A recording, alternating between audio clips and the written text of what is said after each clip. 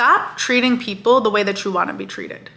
I can think of no lazier or ineffective way to show people how you feel about them than to treat them the way that you want to be treated. I know that we all got this advice in elementary school, and maybe because our teachers were lazy, or maybe because our emotional intelligence was just lower at that age, but treating people how you want to be treated is just a recipe for disaster. People don't always want to be treated the way you want to be treated. It takes a little bit more work, but figure out how they want to be treated and treat them based on how they want to be treated. I will never forget the day that I sat my entire family down and had each of them take the love languages quiz. I have an Arab ass family. Like, getting your Arab family to take a love languages quiz is honestly iconic, but everyone still to this day, this was like over 5 years ago, still refers to what they learned from that love language quiz in our conversations with each other. So I consider it a success. When you take the test, it'll reveal to you your love languages that you need love expressed to you. This is the way that you feel most loved, which more often than not is not the way that you show other people love.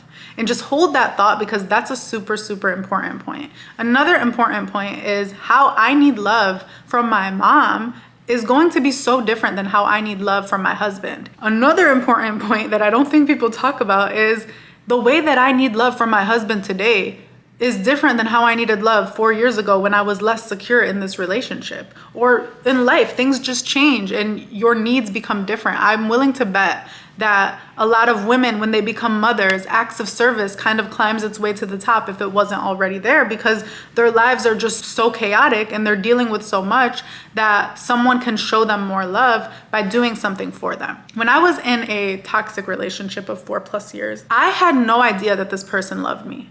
Now, it was a toxic relationship. I don't think they respected themselves enough to even respect me. But this person did love me, to be fair. Didn't show me love the way that I needed love shown, which at the time was words of affirmation and touch.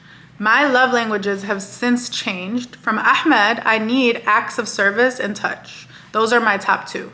But ironically, during this last relationship, this person would constantly do acts of service for me. Like, there were little gestures that he would do to make my life easier here and there, but because I needed him to tell me how he felt about me, because I was so insecure about how he felt about me, I didn't even realize that this person, through these little gestures of filling up my tank or helping me with certain chores, was doing acts of service for me, was trying to show me that he loved me. One example that I can apply to my own marriage is when I'm upset and I'm going through it and I'm having a meltdown and I'm crying, I don't want to be left alone.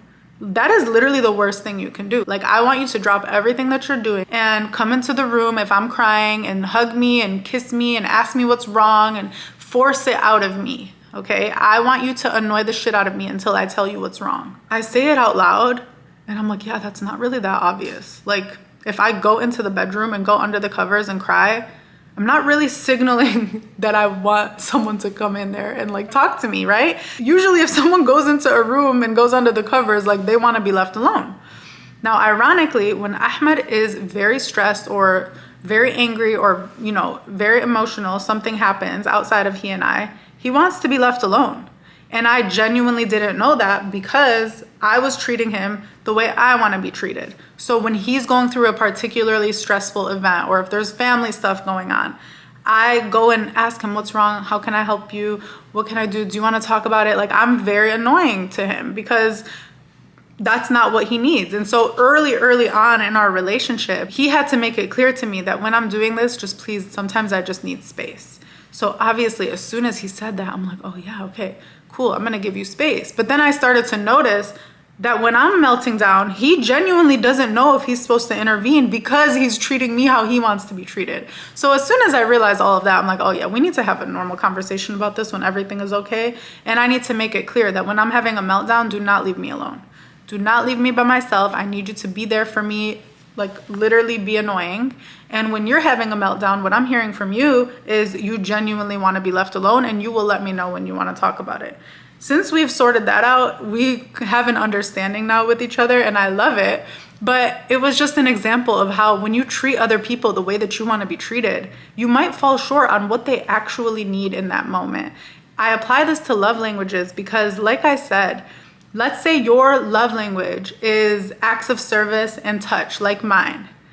You don't even show love the way that you need love shown. I don't show love through acts of service, and we'll get to that because it was so funny when I found out Ahmed's love language was words of affirmation and acts of service. The way that I typically show love to other people is through words of affirmation and gifts. I love to buy people gifts. I love to see something that reminds me of someone and buy it for them. I also love to send these random text messages letting people know how much I love and appreciate them. I don't typically give love in the form of quality time. That's just not how I am with friends or even family. With Ahmed, it's a little bit different. And I definitely don't give love through acts of service. Like, I want you to do stuff for me. I don't want to have to do stuff for you. So when Ahmed and I started talking and he took the quiz and I realized that his love language was acts of service, I'm like, oh my God, this is going to be interesting because that's my love language too. But now that I know that that's his love language and that gifts are not really as important to him, in my mind, it's like, okay, do I want to show him love the way that it feels good to me? Like, I love to buy him gifts, but I have to understand that sometimes when I buy him gifts, he's going to be happy about the gesture, but that's not necessarily contributing to making him feel loved. If I really want to make him feel loved, I cook him something while he's at work so that he can have a meal. I love making him his protein shake in the morning because I know that that is an act of service. He's feeling loved.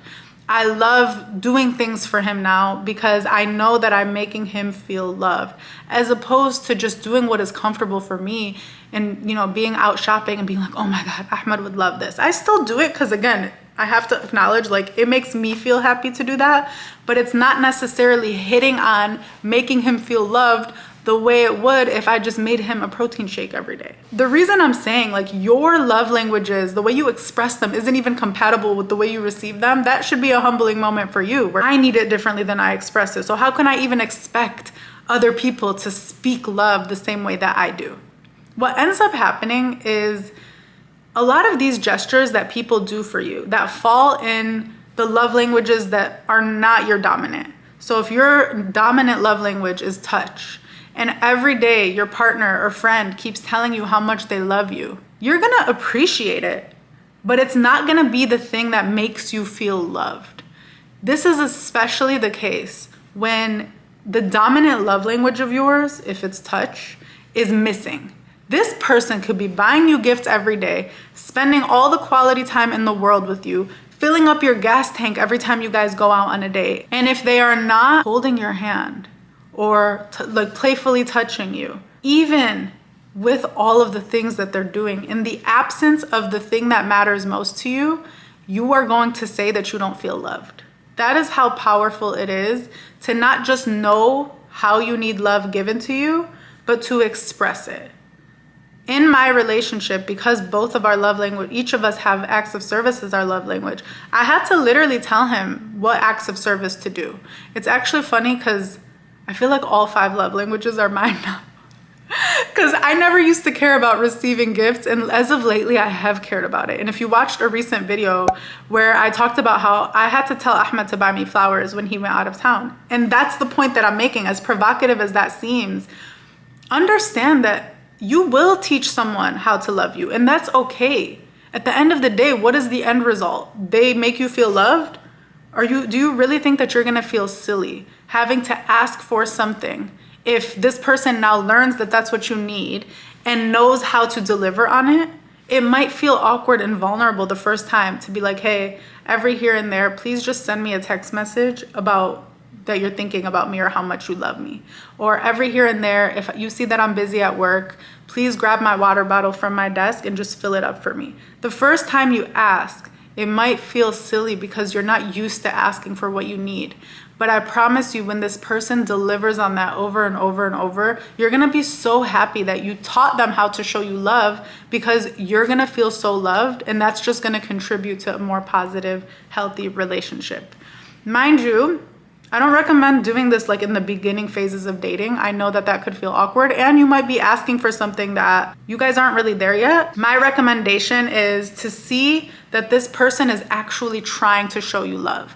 Look at the other love languages and see if they're actively trying to do certain things for you. And in that case, you can just have them reroute some of those efforts to the thing that actually matters the most. It'll be better for them and better for you because they're clearly trying, right? So you don't want them to feel like they're trying and not actually hitting the mark. You want them to feel like they're trying and it's actually being felt by you. So a little bit of communication goes such a long way when it comes to things like love languages and, you know, just helping that person help you. I hope this gave you some clarity about love languages. I am a huge fan. But if you have any thoughts or updates about love languages and how you're using that in your romantic or even personal life, I would love to hear them. Drop them below. I love you so much. I hope you felt that if words of affirmation is your love language. I will see you on the next one. And as always, stay powerful, my loves.